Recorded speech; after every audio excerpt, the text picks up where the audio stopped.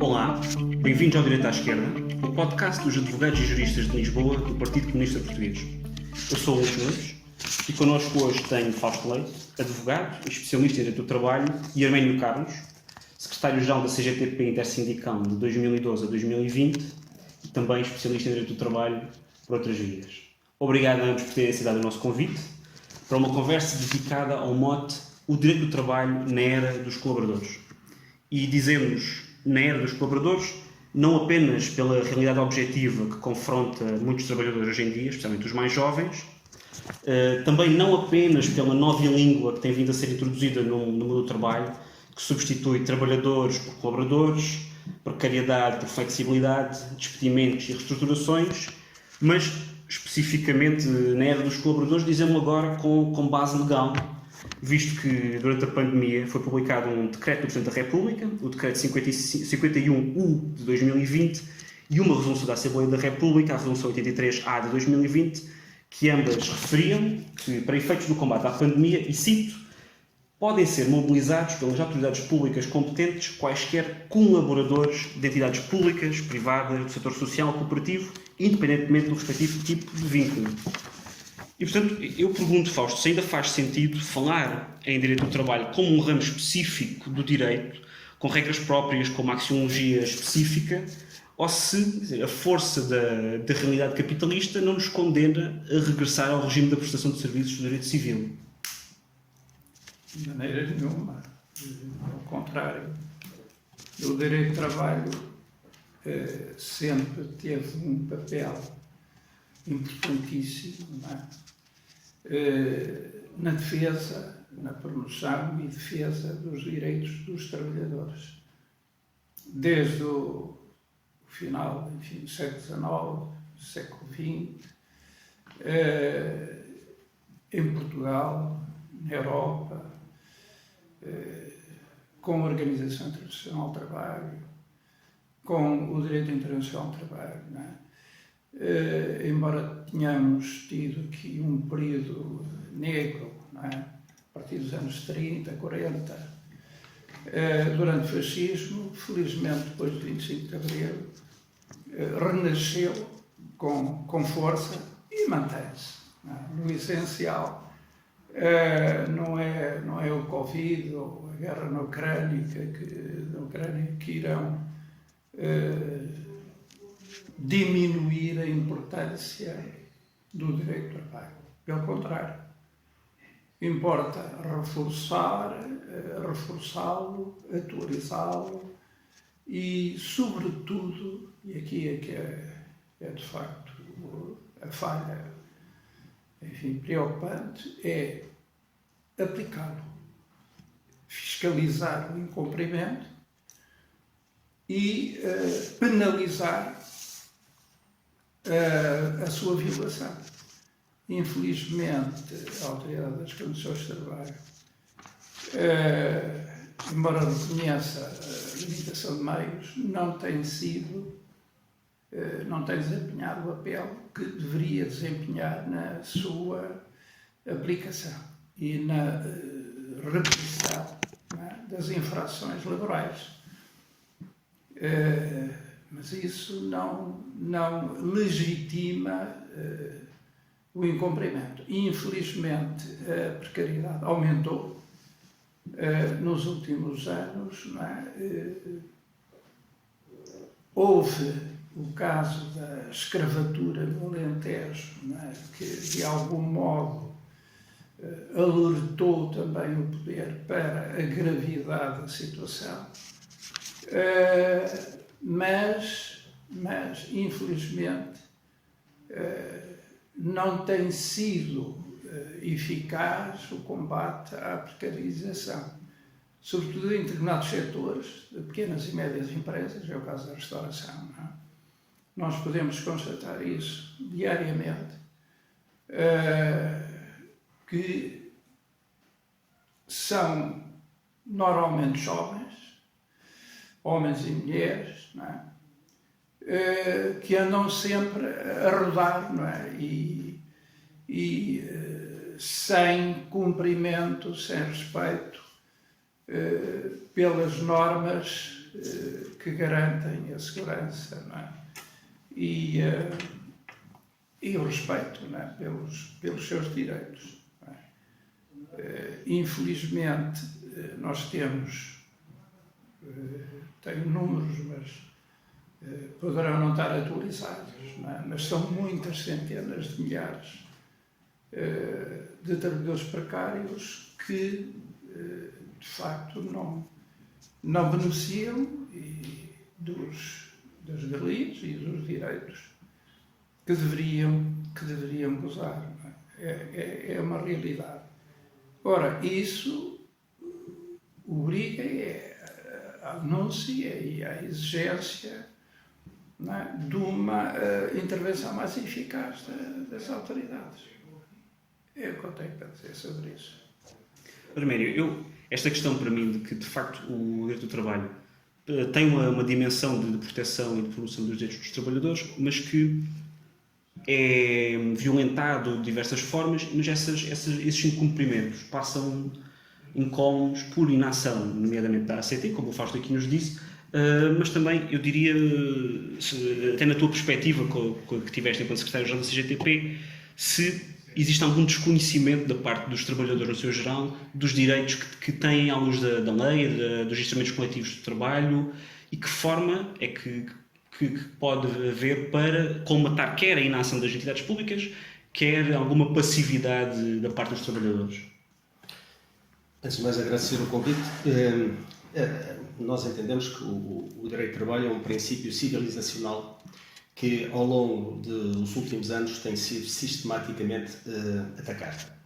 E, portanto, o que nós verificamos, objetivamente, é que o princípio do direito de trabalho, que está integrado de uma forma relevante na Constituição da República Portuguesa, tem sido paulatinamente esvaziado pela chamada legislação ordinária. Portanto, e este é um problema de fundo. Portanto, não é só uma questão de fiscalizar as ilegalidades. Não. É que há uma parte que devia defender o princípio do direito de trabalho, que é o Estado, neste caso concreto representado pelos governos, que toma partido ao lado daqueles que têm o poder económico e, neste caso, os meios para impor as suas regras de funcionamento. E esta, desde logo, é a primeira questão de fundo, que não está dissociada de várias situações que têm a ver também com a correlação de forças do quadro político. Nós sabemos o que era o direito de trabalho antes do 25 de Abril, que era, enfim, era o que era, quase inexistente, não é? Soubemos depois a importância que foi dada ao direito de trabalho depois do 25 de Abril, lá está, houve uma opção, e foi uma opção ideológica, ou seja, de colocar os interesses dos trabalhadores, não é, como prioridade no desenvolvimento da economia.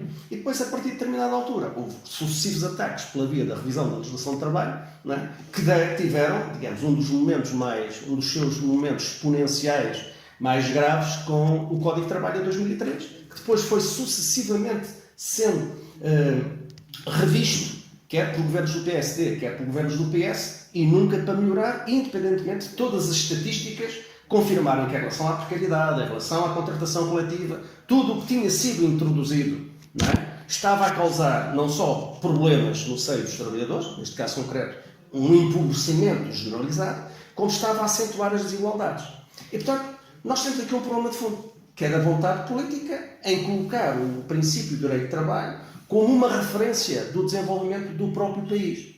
E também não é por acaso que nós, ao longo dos tempos, temos vindo a denunciar que é necessário passar das palavras aos atos no que respeita ao denominado modelo de baixos salários de trabalho precário. É que se hoje formos verificar, quase todos dizem isto. Todos estão contra o modelo. Mas o que é certo é que aqueles que fazem parte do centrão da política não mexem no modelo. Quanto muito, vão fazendo pequenos ajustamentos. Ou seja, quase que diria, baralham alguma coisa para deixar o essencial, digamos, a viver e a continuar a fazer o seu caminho. Portanto, e estas são as questões de fundo que me parece que neste momento levantam problemas de fundo, quer em relação ao presente, quer em relação ao futuro. Porque quando se fala aqui na juventude, quer dizer, não se pode estar a augurar, digamos, a perspectivar futuro melhor para a juventude com uma legislação laboral que não só põe em causa os seus direitos no presente, é que está a condená-los ao empobrecimento no futuro. Porque se nós, falando no direito de trabalho, falando no trabalho em geral, Quer dizer, não é só uma questão de ser um trabalhador por conta de outrem, ou ser um trabalhador no ativo. É que um trabalhador por conta de outro é um trabalhador no ativo de hoje será um reformado amanhã. E, portanto, se hoje tem rendimentos baixos, amanhã, mais a mais com a legislação que existe no que respeita às reformas da Segurança Social, vai ter uma pensão muito mais baixa do que aquela que os seus pais tiveram. Portanto, há aqui também um outro problema naquilo que tem a ver com a efetivação do direito de trabalho, que é a questão da distribuição da riqueza. E, portanto, aqui, em relação à distribuição da riqueza, nós continuamos a verificar que ela é profundamente injusta e, portanto, precisa de ser claramente confrontada com uma ruptura, porque não há que ter problemas nem medos de abordar o assunto, com uma ruptura das políticas que têm sido seguidas. Quanto à questão de se os trabalhadores conhecem os seus direitos, muitos deles não conhecem, infelizmente, por duas razões. Uns, porque a sua contratação coletiva não tem sido revista ao longo dos anos e, portanto, vão perdendo, digamos, referências no que respeita à sua atualização, ou não. E outros, porque entraram no mercado de trabalho e a única coisa que lhes foi dada a conhecer foi um contrato individual de trabalho. Ou seja, foi o princípio de que têm aquilo ali como mínimo. E, portanto, e dali, pronto, logo se vê. Pode ser que apareça aí agora como a iniciativa liberal propõe, não é? Portanto, digamos, a liberdade para prosperar, quando a gente sabe que a liberdade que eles propõem não é para prosperar, é para explorar. Mas a questão de fundo é esta. O que é que daqui pode resultar, quer para os partidos à esquerda, quer para o movimento sindical? Acima de tudo, uma linha de muita coerência, mas não basta dizer que isto está mal. É preciso fundamentar e demonstrar às pessoas que é preciso alterar este estado de coisas. Independentemente de serem pessoas que votam à esquerda, ou votam ao centro, ou votam à direita, os trabalhadores, quando sai alguma legislação de trabalho, independentemente do partido a que pertencem ou do sindicato que integram ou não, portanto, aquela legislação de trabalho aplica-se a todos, indistintamente a todos. Portanto, todos são vítimas de um processo de revisão da legislação de trabalho que seja negativo. Todos poderão ser beneficiados de uma revisão da legislação de trabalho que favoreça, digamos, a parte mais frágil na relação, que são os trabalhadores. Eu creio que o grande desafio neste momento é pôr as pessoas a participar. Nós temos no nosso país um déficit de participação cívica. E, particularmente, este déficit faz sentir ainda mais na área da legislação do trabalho. Por exemplo, nós não podemos continuar a aceitar como regra geral esta diabolização do papel dos sindicatos. Ou seja, quando hoje se fala numa greve, cai o carne em Trindade porque aquela greve está a prejudicar trabalhadores de outras camadas da população. Mas quer dizer, a greve só se faz, em última instância, até porque o trabalhador vai descontar no seu magro salário as horas de greve que entretanto vai fazer. E portanto, só em última instância. Então é caso para perguntar, mas a culpa é dos trabalhadores ou dos sindicatos por terem chegado ao limite de serem obrigados a fazer a greve? Ou pelo contrário? Nós estamos perante uma situação em que há duas partes na negociação e há uma parte que quer impor à outra as suas condições, ou seja, a parte patronal. Logo, os trabalhadores têm o legítimo direito de se defender contra estes ataques, que, por norma, estão sempre centrados em três grandes ideias. Redução ou moderação salarial, desregulação dos horários, precariedade e assédio laboral. Não há outra volta a dar que não seja a de responder e de procurar sensibilizar os trabalhadores para a sua participação. Não é uma tarefa fácil, não é? Até porque o movimento sindical hoje continua a ser impedido de entrar em milhares e milhares de empresas. Depois podemos falar nisso mais à frente. Mas é uma tarefa da qual o movimento sindical não pode deixar de assumir a responsabilidade que tem, porque também tem a responsabilidade de procurar chegar o mais depressa possível e o melhor possível aos trabalhadores. Fausto, eu pegava aqui nesta... Eu estou de acordo. Com o Arménio Carlos. Eu abordei apenas um aspecto, ele fez bem, em salientar omissões e responsabilidades. E eu concordo. Agora, por exemplo, em relação às associações sindicais, é triste.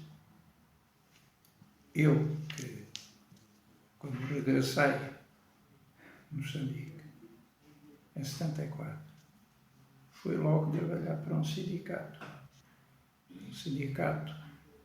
das madeiras, que na altura era dos marceneiros, ofícios correlativos, e outros sindicatos carpinteiros e tal. Depois deu origem ao Sindicato das Indústrias de Madeira. Isto em 1974. Pronto, depois esse sindicato, em 79, juntou-se à Construção Civil e saí para a construção, e depois toda a minha vida até me reformar trabalhei para o Sindicato dos Correios e Telecomunicações. Até me reformar. Mas quando me reformei, eu tinha a noção, aquilo que não se renova morre. E então eu entendi que tinha que dar lugar a jovens. E assim fiz. Foi um jovem substituir, que é o Filipe Lamelas, que aliás é um excelente jurista e advogado, que continua, também dá apoio aos sindicatos jornalistas, etc. Mas a ideia que eu tenho, que sejam sindicatos, sejam coletividades, estou muito ligado a uma Sociedade Filarmónica de Caranchi, desde que regressei do serviço militar. Fui morar para Caranchi. Portanto, estamos a falar 1974. Moro em Caranchi desde 1900 e agora menos sabia só. E em relação à sociedade, a mesma coisa. Eu fui da Assembleia Geral, presidente da mesa da Assembleia Geral, de 80 a 2000, eu disse, eu tenho que sair. E em 2000, ainda aguentei mais um ano. Em 2001 disse, eu tenho que sair, tenho que ir gente mais nova para lá. E assim fiz.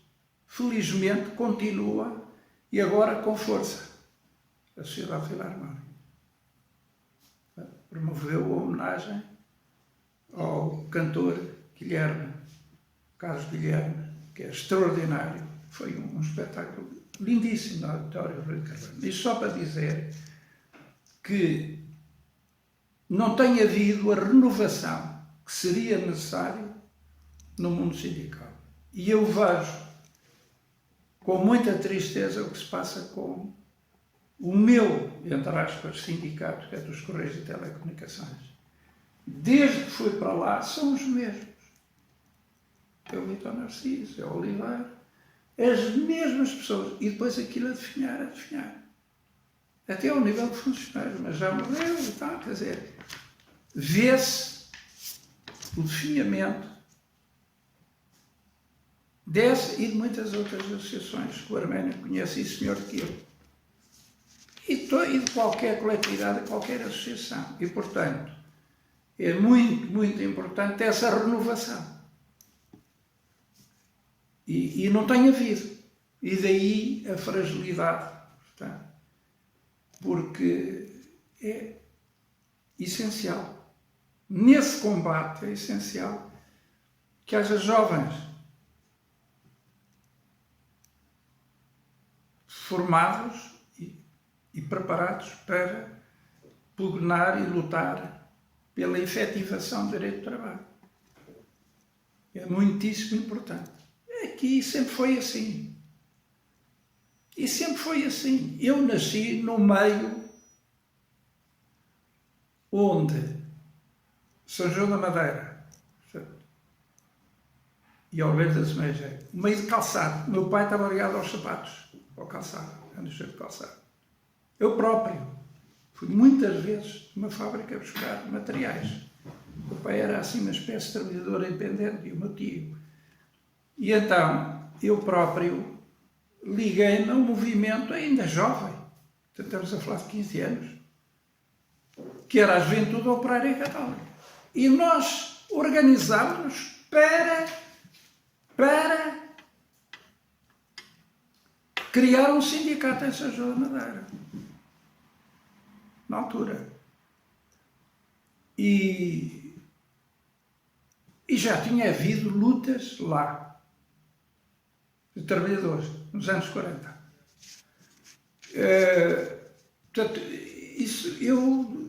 desde a minha adolescência que vivi esse problema, claro, num ambiente totalmente diferente. Porque havia repressão, há bocadinho falei do Cabrita, estamos a falar dos anos 70, e não nos anos 50 ou 60, na altura.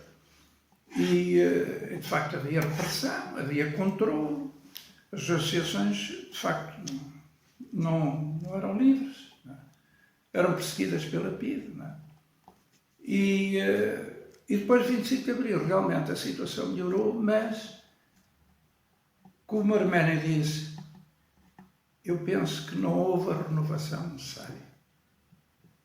E a situação foi-se degradando. Não é? De vez em quando há um ou outro alerta, como aconteceu no Alentejo, mas a situação, de facto, derrapou e é grave. E é grave, sobretudo no que toca à precariedade. Eu creio que esta questão que o Dr. Fausto Leite coloca é pertinente e eu só gostaria de avançar com uma ideia antes depois de passar a outra perspectiva que eu gostaria de colocar. É esta, a propósito da renovação.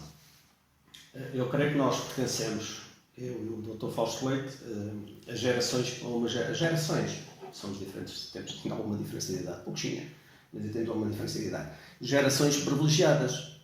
Porquê? Porque nós, no espaço relativamente curto de tempo, passámos de uma situação que tínhamos um regime fascista sem qualquer liberdade e com uma linha de repressão monumental sobre os trabalhadores e, no que respeita aos homens, com um problema acrescido que era a preocupação da guerra colonial, dissemos, enfim, recrutados para a guerra colonial, para uma situação de resistência e, simultaneamente, de perspectiva de horizonte da transformação da sociedade, com o 25 de Abril e depois com tudo aquilo que foi conseguido e conquistado imediatamente a seguir.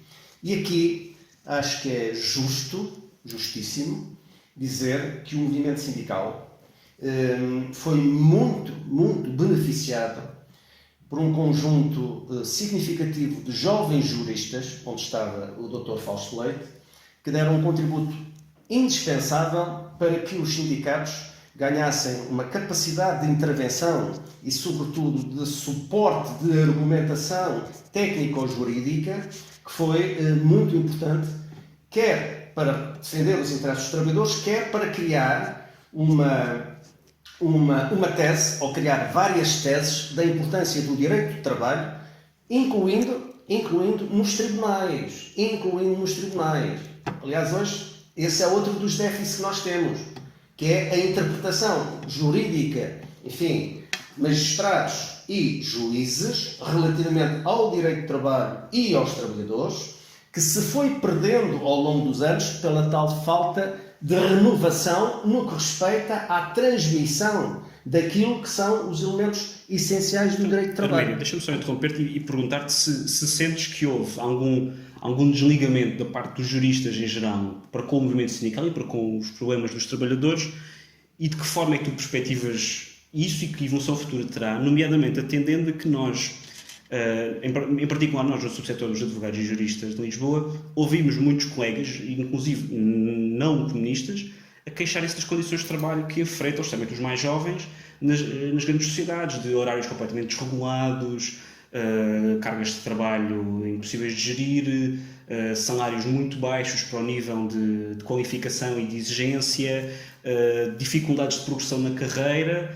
E, portanto, eu pergunto se sentes, por um lado, que houve algum desligamento dos juristas face ao movimento sindical e se isso tem, na tua opinião, alguma correlação com a situação atual de desproteção laboral dos advogados. São duas coisas distintas. Aquilo que eu me estava a referir era dar relevo, digamos, àquilo que é a magistratura a nível nacional no acompanhamento dos princípios do direito de trabalho. E aí há um déficit significativo relativamente àquilo que nós já tivemos. E, portanto, a que é que isto se deve? Deve-se desde logo em relação às orientações que foram dadas para, enfim, na sequência daquilo que são as políticas gerais para o país e as orientações que, entretanto, foram fazendo caminho nas universidades. Depois, numa tentativa que, em alguns casos, surtiu efeito de isolamento ou afastamento ou omissão das opiniões mais sábias que existiam no direito de trabalho sobre esta matéria específica. Não é? Portanto, ou secundarização dessas mesmas opiniões.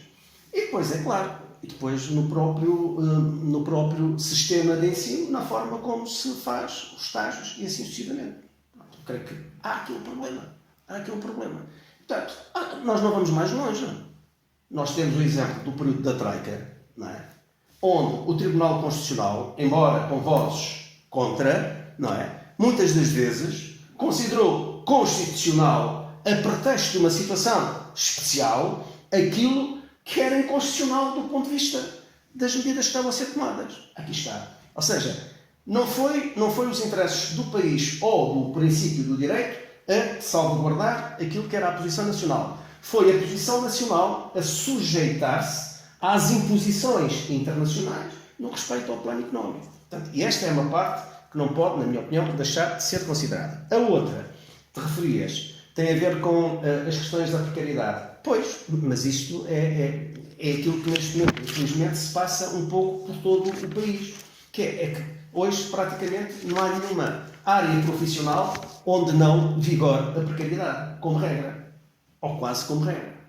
Portanto, e aqui o que é que acontece? Acontece tudo isto. Não é? Portanto, as pessoas são muitíssimo mal remuneradas, não é? Mas têm que pagar, digamos, uma determinada, não preciso agora o nome, mas uma determinada importância à ordem dos advogados, não é? Mas para isso têm que ter trabalho e têm que ter rendimentos para o fazer. Quantos é que por não terem esses rendimentos acabam por não se sentirem na necessidade de não se inscreverem na ordem dos advogados, o que quer dizer que depois não podem exercer, nomeadamente em tribunal, e portanto é isto. E é isto que não pode ser. E é um desperdício que nós estamos a ter. O que é que daqui resulta? Resulta outro problema. Não só no que respeita a esta área dos juristas, como a outras áreas importantes do país.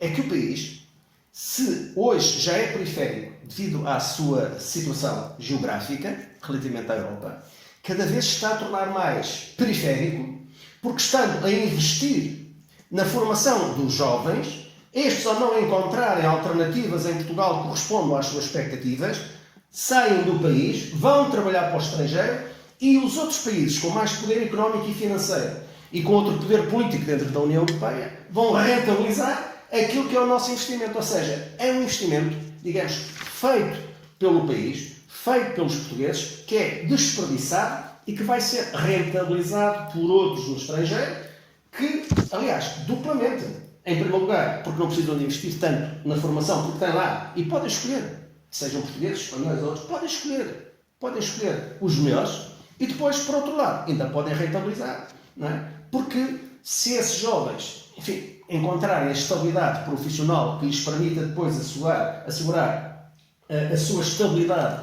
pessoal e familiar, é lá que vão ficar, é lá que vão ter os seus filhos, com um problema agravado para o país, que é da acentuação do envelhecimento e um problema demográfico. Portanto, é tudo isto que está aqui em jogo. Portanto, e é isto que é preciso hoje discutir, mais do que filosofar. Como é que se vai resolver este problema? E cá está, vamos novamente ao centro das questões.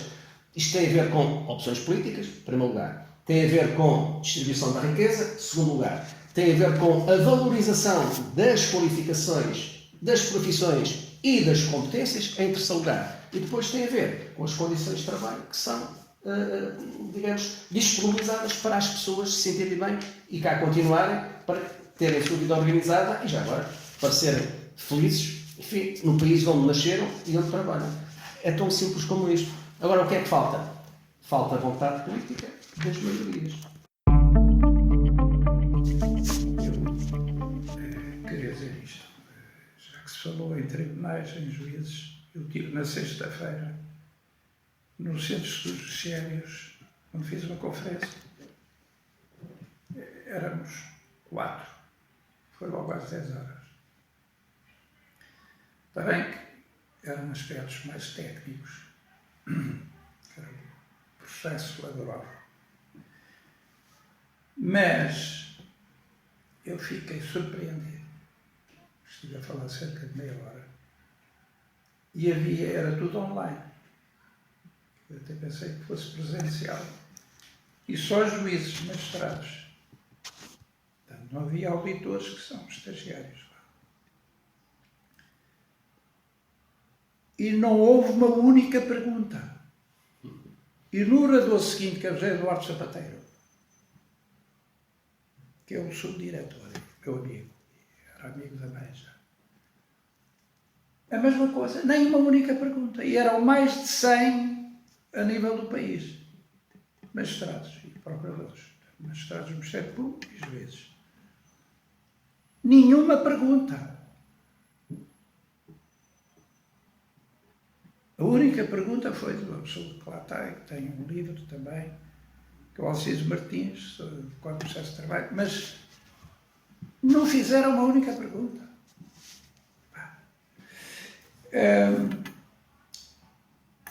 Isto para dizer que eu costumo dizer que não há justiça do trabalho, há injustiça do trabalho. E porquê? Porque, primeiro, é o acesso. O acesso está bloqueado. Completamente. Então, se um trabalhador não tem contrato, não tem papéis, não tem nada, vai logo para trás, isso é um aldrabão, está a mentir, ele agia por sua própria conta, não tinha instrumentos de trabalho, não tinha nada, fazia o bilhete de si, etc, etc. Que testemunhas é que tem? As pessoas têm medo. E depois, apoio judiciário. Isso é para sem-abrigo. Está muito, muito afunilado. E, portanto, não tem apoio judiciário, não lhe é nomeado um advogado. Teoricamente, devia ter o patrocínio do Ministério Público. Isto está no Código de Processo de Trabalho. O Ministério Público, os procuradores têm o dever de patrocinar, mas ele não tem contrato de trabalho. Nem quando tem, aquilo é muito complicado. E, portanto, não funciona. O direito de acesso ao tribunal não funciona, não existe. Portanto, ao nível das custas, as custas são pesadíssimas, elevadas.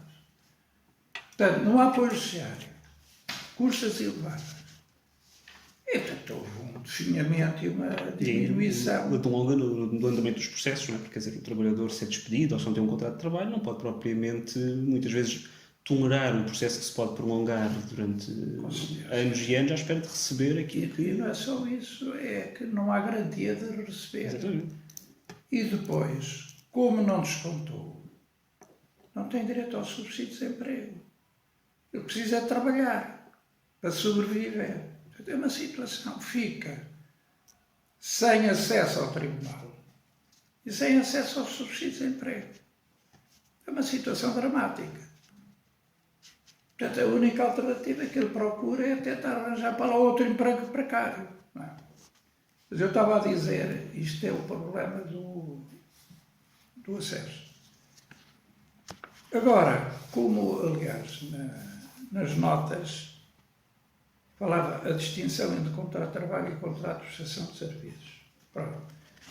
O trabalhador subordinado exerce a sua atividade sob ordens e instruções do empregador. O trabalhador autónomo fala com independência, obrigando-se a proporcionar apenas um certo resultado. Quase os recibos verdes, da Uber, enfim, de muitos casos, falsos contratos de prestação de serviços. Porquê? Porque está integrado numa empresa, porque ofere uma retribuição certa, muitas vezes, exerce a atividade sob a autoridade de um empregador, que depende economicamente. E depois há casos em que se presume o contrato de trabalho. Nós temos realização da atividade no local do beneficiário, por ele determinado. Pertença dos equipamentos e instrumentos de trabalho, mesmo em casa, em teletrabalho. Observância de horas de início e termos de prestação, no caso dos restaurantes. Impostas pelo beneficiário. Pagamento periódico de quantia certa pela prestação da atividade. Muitas vezes. e exercício de funções de direção e chefia na organização da empresa. E nesses casos de presunção empregadora que teria que provar que não há contrato de trabalho. E depois há contratos que têm que ser escritos, não é? E na prática não são o contrato de teletrabalho, a termo, com trabalhador estrangeiro, a imposição de serviço, com pluralidade de empregadores, a tempo parcial, trabalho intermitente, pré-reforma, cedência ocasional, etc, etc. Tudo isto é letra morta. As informações que o empregador deve prestar ao trabalhador, isto é tudo letra morta. E estrangeiros também há regras muito precisas, não é? Enfim, de facto, há uma profunda injustiça, não é? Como eu chamo, não é justiça, profunda injustiça, e a situação aqui realmente exigia um movimento sindical mais rejuvenescido e revitalizado. Arménio, falava já há pouco da questão política, da vontade política, da correlação de forças e da impossibilidade de separar o direito do trabalho de uma certa visão ideológica das questões subjacentes. E eu venho-me à memória, quer dizer, ao longo dos últimos anos, as únicas chamadas reformas estruturais que a direita conseguiu sair do éter retórico e passar a medidas políticas efetivas foi precisamente a nível da legislação laboral, nomeadamente no Código de Trabalho de 2003 e depois nas alterações durante o governo do Passos Coelho Paulo Portas. E esse foi, aliás, dos poucos pontos da política do governo de Passos Coelho Paulo Portas que não foi depois revertida pelos governos do António Costa e aliás foi um dos pontos principais da ruptura consumada no chumbo do Orçamento de Estado pelo PCP. E a pergunta que eu te faço é, quer dizer,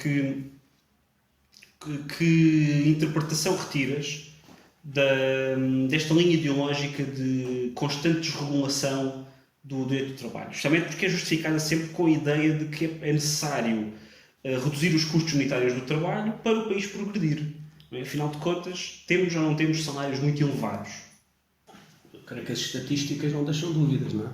E aliás, que também creio que em termos de opinião geral, mesmo na área política, todos reconhecem que temos salários muito baixos. Agora, isso assenta em várias componentes, no que respeita àquilo que é uma ofensiva, não é só uma ofensiva laboral, é uma ofensiva laboral que é suportada por uma ofensiva ideológica. Portanto, e a lógica que lhe está subjacente é sempre esta. Portanto, sobrepor os interesses económicos das empresas àquilo que são direitos fundamentais dos trabalhadores e do desenvolvimento da própria sociedade. Não vamos mais longe. Estamos a falar agora da legislação do trabalho. Vamos, por exemplo, à área da contratação coletiva. Já falamos da precariedade. Vamos à área da contratação coletiva. Portanto, está aprovado hoje, já há uns anos esta parte, tivemos a oportunidade de o fazer, está aprovado que a primeira medida foi introduzida relativamente à revisão da legislação do trabalho para introduzir a caducidade, foi ainda nos anos 90, com governos do PS, depois seguidos por governos do PSD, que se concluiu depois em 2003, com a tese de que a contratação coletiva estava bloqueada. E, portanto, era preciso dinamizar a contratação coletiva. Ora, todos os dados e os números e os factos provam que, em meados dos anos 90, a maioria da contratação coletiva tinha sido renovada. Portanto, aquela ideia que era tudo contratação coletiva de 74, 75, aquilo que era fundamental era, mas tinha sido renovada. Quer dizer, e as associações patronais, ao fazerem, não foram obrigadas, renovaram porque quiseram.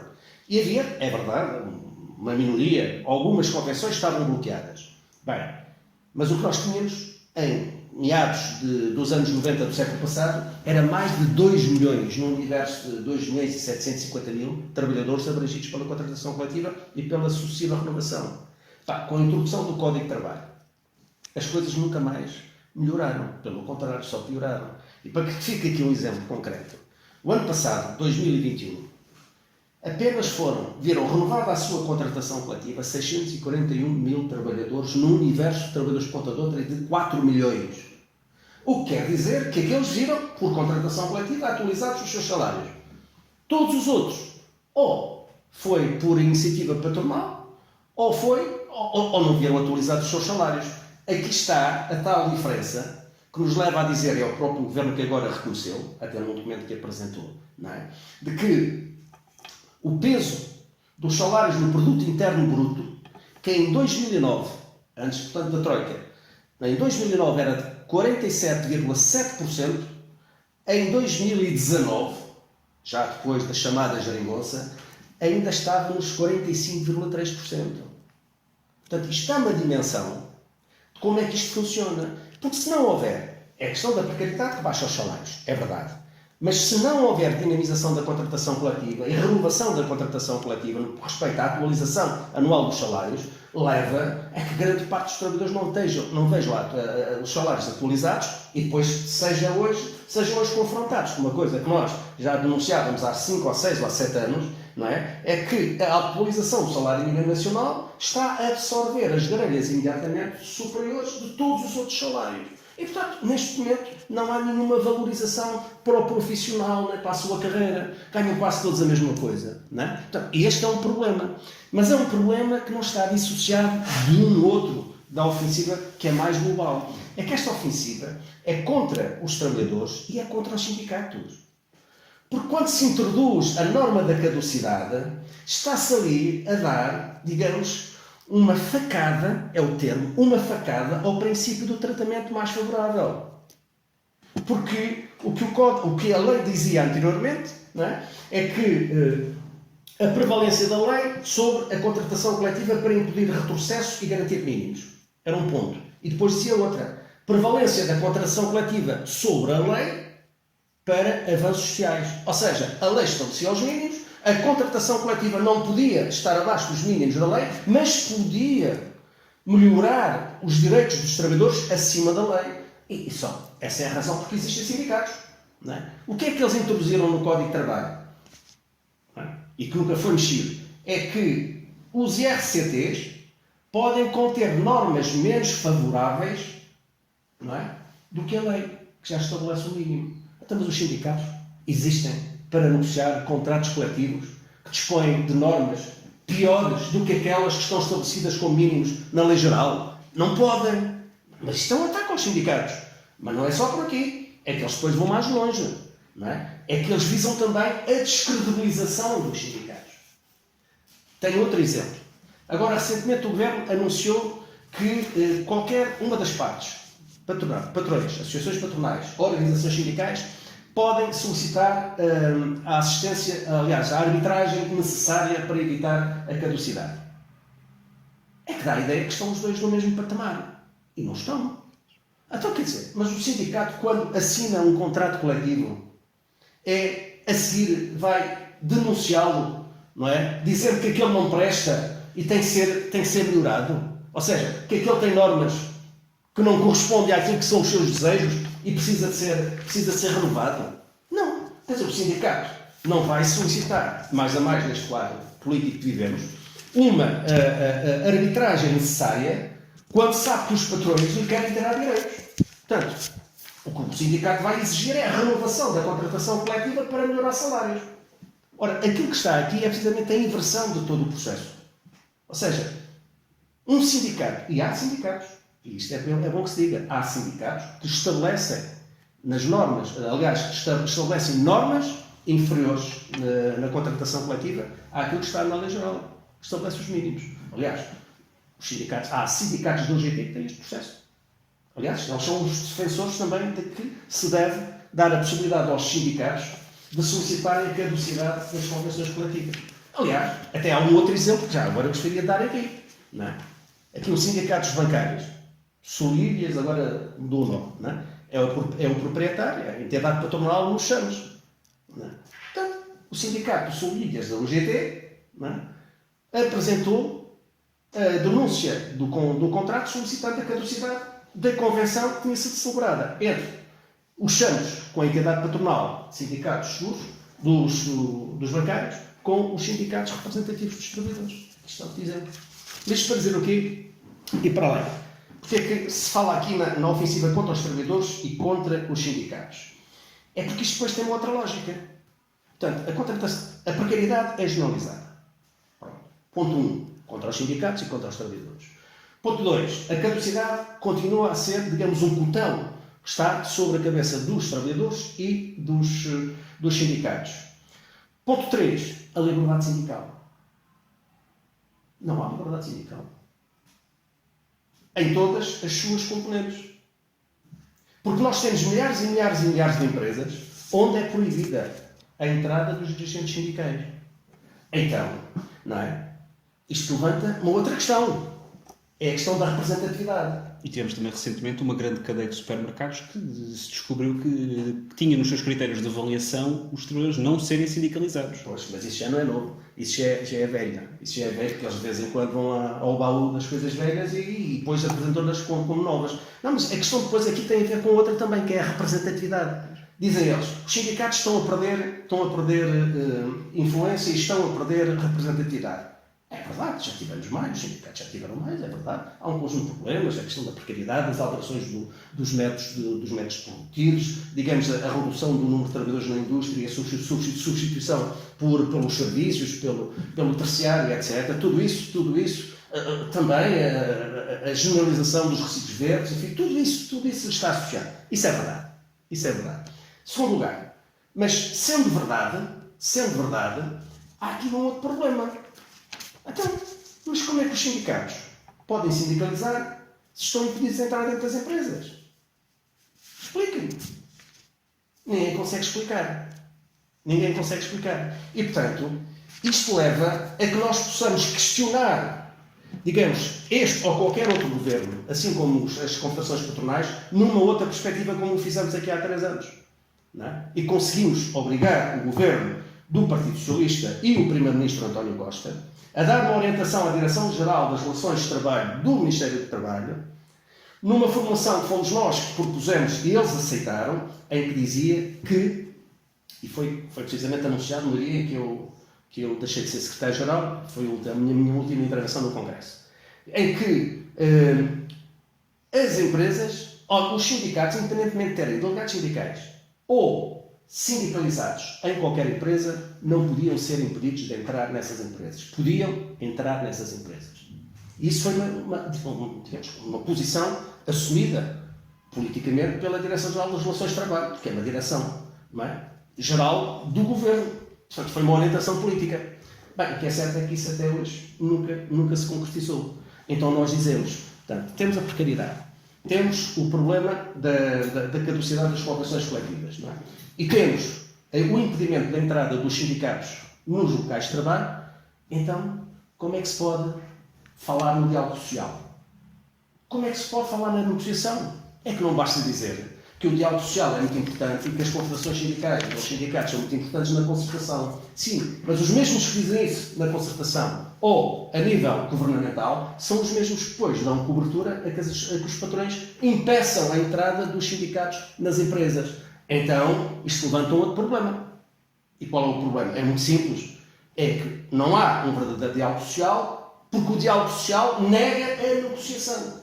E a contratação coletiva é o pilar fundamental da negociação e do diálogo social. Porque se numa empresa os sindicatos não entram, então quer dizer que nós o que passamos a ter é o monólogo, é o patrão a impor e os trabalhadores a sujeitarem-se. Eu até costumo utilizar uma parábola em que os patrões têm o direito de explorar e os trabalhadores sentem o dever de serem explorados. É disto que se trata. Portanto, e uma empresa não é um bunker. Uma empresa não é um bunker. Quer dizer, as liberdades fundamentais e os direitos fundamentais não ficam à porta da empresa. A empresa é privada, é verdade, mas há elementos estruturais do funcionamento do regime democrático, nomeadamente os direitos, liberdades e garantias, que têm que ser salvaguardados. E têm que ser salvaguardados em qualquer espaço, seja público ou seja privado, mais a mais quando estamos a falar de direitos fundamentais dos trabalhadores. Ora, é isso que está a ser posto em causa. Portanto, estamos aqui com um problema do funcionamento do regime democrático. Há um déficit do ponto de vista do funcionamento do regime democrático na área laboral. E esta é uma questão que tem que ser resolvida. Porque mesmo quando nós dizemos é preciso aumentar os salários, é verdade, é preciso aumentar os salários. Mas se nós não podemos entrar em milhares de empresas, como é que os trabalhadores se podem organizar para reivindicar a melhoria dos salários? Não podem. Estão reféns dos interesses patronais. Portanto, este é um problema estrutural.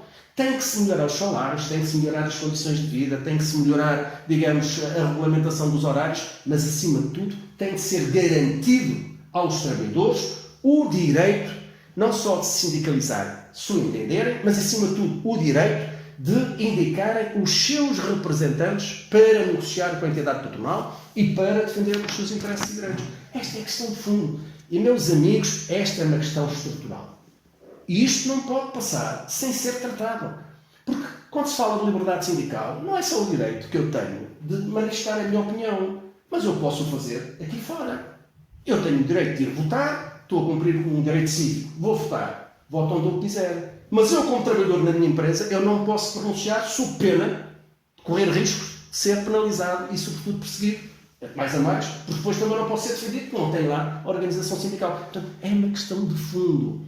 E isto tem de ser tratado. Isto tem passado, meus amigos, isto tem passado à margem, sistematicamente, aí, mesmo na área pública da esquerda, mesmo a nível dos partidos de esquerda, isto não tem sido tratado com ênfase e, acima de tudo, com a prioridade que tem de ser dada. Epá, e nós, neste momento, até já temos aquele parecer da DGF. Podem dizer, aquilo que depois foi tratado foi para um tribunal, para um pronunciamento de interpretação, o tribunal interpretou à sua maneira, mas isto não é uma questão de interpretação do tribunal à sua maneira. Isto é uma questão política. Portanto, é uma questão política. E o governo não pode deixar, é isso que eu acho que a CGTP deve fazer, e já devia ter feito mais, já agora, relativamente a esta matéria, que deve fazer, que é exigir que o governo e o primeiro-ministro cumpra com aquilo que deu a orientação e que está escrito da Direção-Geral das Relações de Trabalho. E isto tem de ser resolvido. Porque senão, daqui a um ano, daqui a 2, daqui a 3, andamos todos outra vez aqui a falar a mesma coisa. Não é? E os sindicatos já são fustigados, não é? Com a campanha, não é? Anti-laboral. Quer dizer, já agora dê-nos a oportunidade. Eu concluo só esta ideia, que já me estou a alongar, com uma abordagem muito simples e objetiva, uma coisa que já falei, que é a questão da representatividade. Aqui há uns anos, no movimento sindical, e o Dr. Fausto Leite sabe isso, nós discutimos isso muitas das vezes, porque ele participou sempre em todos os debates de contratação, das questões do emprego, da CGTP. Muitos foram os contributos que ele deu, juntamente com outros amigos, nomeadamente o Dr. Jorge Leite, não é? Entre outros, o professor o Dr. José João Abrantes, também agora é membro do Tribunal Constitucional, etc. E tem sido, enfim, pessoas impecáveis, o Joaquim Dionísio, etc. O João Reis, etc. E o João Correia, exatamente, e o João Correia. Mas isto para dizer o quê? Durante muitos anos nós tivemos aqui um dilema, uma discussão entre nós, que era esta. Mas porquê que a CGTP não exige que se afira a representatividade sindical? Nós sabemos que os sindicatos da CGTP, independentemente das dificuldades, são largamente maioritários relativamente aos sindicatos da OGT. Quer dizer, partindo deste pressuposto, como se tudo estivesse bem, vamos ao jogo. Mas o problema é que as regras do jogo estão viciadas. Quer dizer, como é que a gente vai, digamos, assumir este desafio de se aferir a representatividade quando nós vimos impedida a nossa entrada em milhares e milhares de empresas?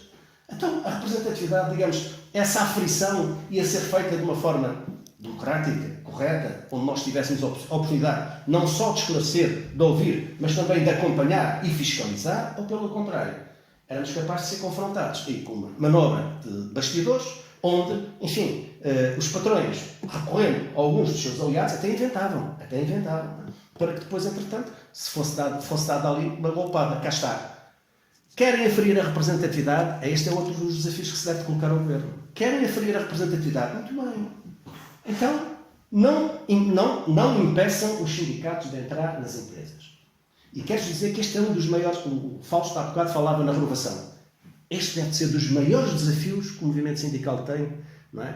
Pela frente. Mas tem que o encarar e tem de o assumir. E também não pode andar a fingir que aquilo não é uma questão importante. Não, porque é por aqui que não só pode alargar a sua influência, como pode dinamizar todo um processo de renovação e de rejuvenescimento, trazendo muitos mais trabalhadores e trabalhadoras, muitos mais jovens, que se sentem envolvidos na discussão, no processo, com críticas, com propostas dissonantes. Não interessa. O que interessa é que tenham a oportunidade de discutir e depois contribuir para a decisão. E este é que é o desafio. E não é um desafio para meia dúzia de meses, nem para um ano. Este é um desafio para 10 anos, 5, 10 anos. É um desafio de curto e médio prazo. Portanto, é um desafio que implica o quê? Implica, digamos, a organização e a planificação e a promoção de um plano nacional. Direcionado para os setores de atividade, sindicato a sindicato, indicando e identificando as empresas prioritárias com mais trabalhadores, onde nós não temos a organização, onde temos de ir, sabendo que não podemos ir a todas, mais ou mais num tecido empresarial onde a esmagadora maioria delas vai até 10 trabalhadores. Portanto, mas há outras, com 100, 200, 300, 400, 500, e são muitas, 1000 trabalhadores, onde os sindicatos não entram. Fazendo esse apanhado e depois pressionando as empresas para entrar, nós abrimos aqui um outro espaço de discussão que podem ter a certeza, a gente certezas não tem, mas eu tenho quase a certeza que um plano desta natureza, com um projeto sindical direcionado, vai criar aí uma série de preocupações, nomeadamente aos patrões. Porque o que os patrões têm medo é que os trabalhadores percam o medo. E se o sindicato estiver no local de trabalho, os trabalhadores estão mais à vontade porque se sentem mais seguros, sentem-se mais protegidos, sentem que, por exemplo, quando têm algum problema, ou o sindicato intervém no plano sindical, ou o sindicato tem um suporte jurídico com advogados que são dos melhores que nós temos, porque não há outros no direito de trabalho. Os melhores advogados que nós temos no direito de trabalho estão nos sindicatos em Portugal. Estão nos sindicatos em Portugal. Não há dúvida nenhuma. E, portanto, eles sabem que é ali que está, digamos, a proteção. E, portanto, e é isso que nós temos que pensar. Portanto, nós às vezes falamos muito no passado e no presente. Mas nós temos que perceber as situações que temos no presente para depois lançar as perspectivas de intervenção relativamente ao futuro. Portanto, temos que andar sempre à frente. O movimento sindical que não anda à frente é o movimento sindical que, por norma, é ultrapassado e fica para trás. Fausto, eu pegava aqui nesta ideia que o Arménio partilhou aqui connosco da luta entre os sindicatos e as entidades patronais, e os seus patronais, e de facto o facto de não partirem de uma posição de igualdade, nem os trabalhadores face aos patrões, nem os sindicatos face às entidades patronais, e esta forma como o diálogo social é muitas vezes de facto uma miragem. E perguntava-te, atendendo a que o Conselho Económico e Social e a chamada concertação social não constavam, nomeadamente, da versão originária da Constituição, nem das primeiras legislações do trabalho pós 25 de Abril, resultam essencialmente após a revisão constitucional de 89. Que balanço é que fazes do Conselho Económico e Social e do papel da chamada concertação social na evolução da legislação do trabalho? Eu colaborei e participei no Conselho Económico e Social durante vários anos como presidente de júri.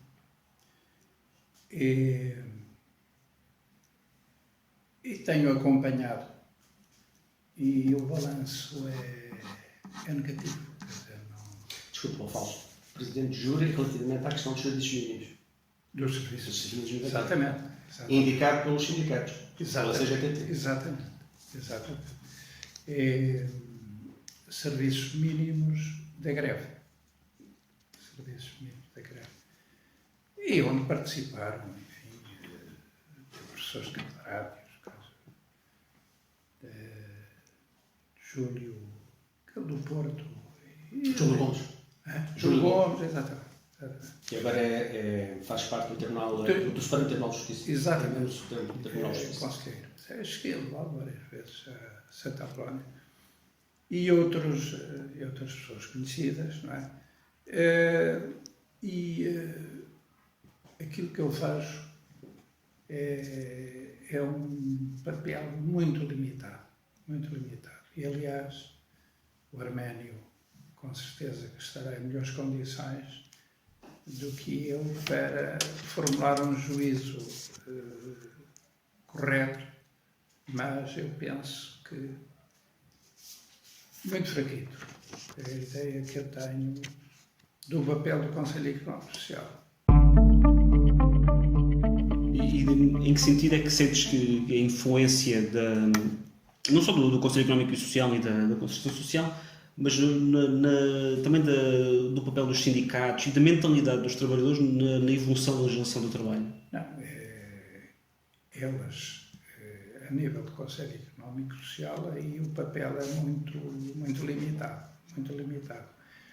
E ao nível da legislação, também, é evidente que se perde a influência, não é? Também perde capacidade para influenciar e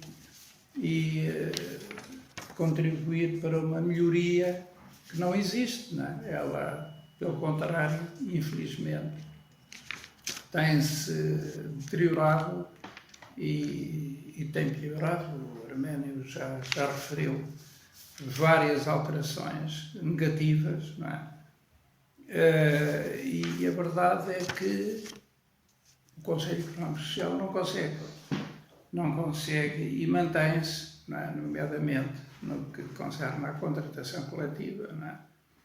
E ao princípio do tratamento mais favorável e portanto, mantém-se essas limitações e realmente impunha-se, de facto, aí um revigoramento, enfim, do Conselho, mas isso passa por uma solução política, como é evidente, não é?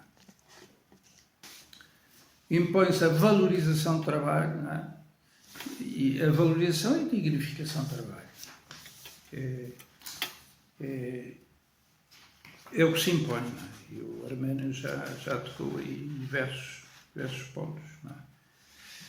É por aí que temos que ir, não é? É por aí. Por exemplo, agora há uma parte que estamos aqui a conversar, muito bom. Uma das coisas que eu acho que nós vemos, nós temos que ser sempre muito assertivos e ser muito também ousados dentro, enfim, de alguns limites temos que impor a nós próprios para não depois portarmos o pé. Mas, por exemplo, uma das medidas que têm vindo a ser anunciadas nos últimos tempos, com uma grande novidade, uma coisa do outro mundo, é a semana dos 4 dias. Semana dos 4 dias. E no princípio, eu até estava no meu local de trabalho e tal, e houve colegas meus que vieram ter comigo e disseram: semana dos 4 dias, pá. Uns alimentaram expectativas, não é? Semana dos 4 dias, 3 dias de descanso. Esses alimentaram expectativas. Depois outros, mais ligados à estrutura sindical, eles querem que a gente trabalhe, e tinham razão também, trabalhe 10, 12 horas e tal, também tinham razão. Ouvi uns e outros, juntei-os e disse: olha lá, e aí qual é a saída? Uns estavam na expectativa, outros tinham medo daquilo que vinha a seguir. E disseram: só uma saída. Simples. Querem negociar a semana dos 4 dias? Ok. 8 horas por dia. E a gente não sai daqui. Não tem problema. Agora passa a bola por lá. É claro que eles lá 8 horas por dia. Não pode ser. Então, mas vocês não querem a semana dos 4 dias? E depois temos todo um conjunto de argumentação, não é? Para defender a questão da saúde, a proteção dos trabalhadores, a conciliação da vida pessoal com a vida familiar e profissional, mas a questão da produtividade, que esse é um dos temas muito interessante que eu gosto de falar, não é? Particularmente com os patrões, não é? Que é a questão da produtividade. Não é? E assim sucessivamente. Por exemplo, em relação à produtividade, a gente vai negociar os salários. Qual é a primeira? Eles têm sempre duas componentes. Uma é a competitividade das empresas, portanto, a história dos interesses económicos se sobrepõe aos interesses dos trabalhadores. Depois a outra é da produtividade. E sobre a competitividade, portanto, já falámos. Agora, sobre a produtividade. A produtividade é giro. Porque querem discutir a produtividade. Okay? Porque eles apresentam sempre a questão da produtividade como da exclusiva responsabilidade dos trabalhadores. E muitas das vezes a produtividade associada ao maior número de horas de trabalho. E o que tem que dizer é que não, vocês partem de um pressuposto errado. É que a produtividade não depende exclusivamente dos trabalhadores, pelo contrário. Claro, A produtividade Cada depende qualificação do investimento que se faz na modernização, não é? Tecnológica, depende da organização e gestão da empresa e depende também das condições de trabalho que oferece ao trabalhador para o motivar e já agora para o remunerar adequadamente. É isto. E portanto, isto segue depois uma outra lógica, que é esta. Então, não vamos mais longe. A gente pega um trabalhador, põe numa empresa, não é, que está modernizada tecnologicamente a trabalhar um mês. No final do mês, aquele trabalhador tem uma produtividade X. Pegamos no mês do trabalhador e pomos no outro mês a trabalhar numa empresa do mesmo ramo, do mesmo setor, mas que não está com o mesmo nível de modernização, de organização e gestão. E o trabalhador tem uma produtividade de Y. Ou seja, tem menos produtividade. Então, quem é a responsabilidade? É do trabalhador. Não é? É claro que isto não implica que a gente depois também não tenha que associar a importância da formação, das qualificações dos trabalhadores. Mas não é só a qualificação e formação dos trabalhadores. Até dos patrões. Sim, há muitos Até dos pessoas hoje em dia com qualificações Ou seja, inferiores aos trabalhadores. Isto quer dizer que esta tese da produtividade, tal como eles muitas das vezes apresentam, é baseada numa componente com dois objetivos. Aliás, com um único objetivo, mas com duas linhas de intervenção. Uma é criar a ideia que são os trabalhadores os maus da fita. A segunda é, a partir daí, criar condições para quando chega a atualização dos salários dizer, a produtividade é baixa. É baixa, então vocês agora pagam também a fatura dos salários. Ao mesmo tempo, tudo isto serve para manter o tal modelo de baixos salários e trabalho precário. Porque é aquele que dá mais dinheiro. É aquele que é mais lucrativo no imediato. Para eles. Eles querem lá saber a hora do país. É o mais lucrativo. Aquilo é que dá cacau, aquilo é que vale a pena. Não. Isto é tão simples como isto. É confrontá-los, encostá-los ali à parede. Agora vamos lá. Diga lá. Diz lá, como é que é? É claro, depois andam para ali aflitos, não é? Tentar. A maior parte deles nem discute, cala-se. Mas fazer o quê? Quer dizer, nós, hoje, do ponto de vista da hoje, sempre foi assim e assim será. E tenderá, digamos, um nível de responsabilidade e de exigência ao movimento sindical a ser maior nos próximos anos. É porque hoje há mais qualificações, há mais habilitações. As pessoas hoje têm acesso a um conjunto muito variado e nem sempre positivo de informação pela via da internet, etc. Hoje manipula-se muita coisa pela via do recurso à internet. Sim. A globalização trouxe isto. E também se recolhe muita coisa positiva. Agora, isto implica o quê? Implica que um dirigente sindical, não é, com responsabilidades a nível do seu sindicato ou da sua estrutura, se prepare cada vez melhor. E não é se prepare para dizer que temos que aumentar os salários. Claro, temos que aumentar os salários. Agora, quer dizer, eu vou dizer ao patrão que tem que aumentar os salários. Eles já sabem. Eu tenho que confrontar o patrão. Em primeiro lugar, temos que ganhar os trabalhadores e a opinião pública. Porquê é que se tem que melhorar os salários? E nada melhor do que dar alguns exemplos daquilo que levou à acentuação dos problemas. E depois, em segundo lugar, é acrescentar a argumentação para desmontar a fundamentação, entre aspas, dos patrões. Outro exemplo. Aqui há uns anos estava aí uma discussão sobre o peso dos salários da Segurança Social, os encargos dos salários, portanto, nos custos totais das empresas. E eu tinha aqui para um debate, para um prós e contras. E eu já andava com aquela fisgada, a gente tem que desmontar isto. Temos de desmontar isto. E lá com uma moça que é economista disse, vamos lá procurar aí ao Banco de Portugal quais são os custos que a gente tem aqui. Lá foi ao Banco de Portugal. Então, descobrimos logo ali. Então o que é que se concluía? Que o peso dos salários e dos encargos para a Segurança Social, isto foi talvez em 2017, não sei. O peso dos salários e dos encargos para a Segurança Social tinham, em média a nível nacional, pesavam em média a nível nacional cerca de 15% dos custos totais das empresas. E depois até dizia, por exemplo, havia um setor que era, o setor industrial era 13%, o setor de serviços era 15%, o que era mais pesadito era o setor da hotelaria, 19%. Mas quer dizer, em média eram 15%. Não foi não custa nada, a gente pega no documento lá lá no Do Banco de Portugal. do Banco de Portugal, na filha do Banco de Portugal. Não, isto é assim. Sim, é assim. Então, os lucros não são meus, são do Banco de Portugal, está aqui, está agora. Como é que é? Acabou-se a conversa. Então, ou seja, isto tem que ser sempre numa lógica pá, de ofensiva, mas sempre uma ofensiva regeneradora. Não é?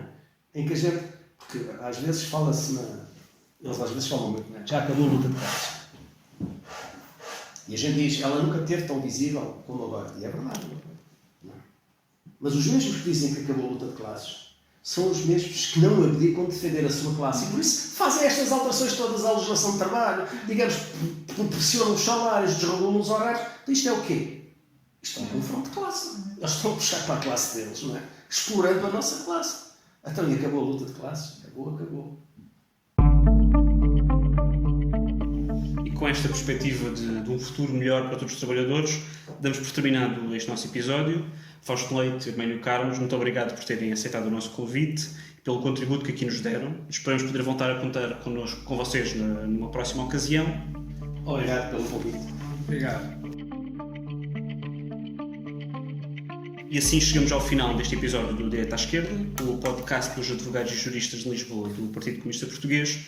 Regressamos no próximo dia 30 de junho, quando teremos connosco Alma Rivera e Ana Luísa Lourenço para discutir a proteção social dos advogados.